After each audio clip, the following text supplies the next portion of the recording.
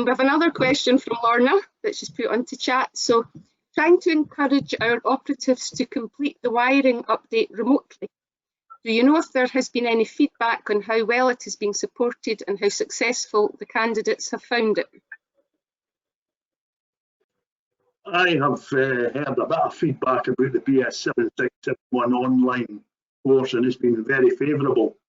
It's been very well received by the members who've undertaken it, and well, it's not just members, they're operatives who've undertaken it.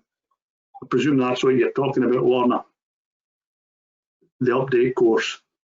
Yeah, I think they were just a bit sort of put off that it was all done remotely and on their own. Well, the day that they had to take out for the virtual training, they were a bit sort of apprehensive that it was being carried out remotely, and it was just to give them some feedback that it had been successful and the uptake has been quite good. So just to give them some encouragement.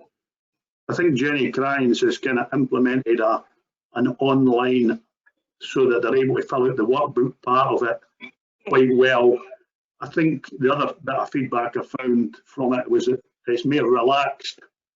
You know, you're not in a classroom surrounded by others. You're not scared to ask a question. You can put a question on via the chat, etc. So feedback that I'm aware of, certainly through the technical helpline, has been very good indeed. I might get them to do it yet. Thank you.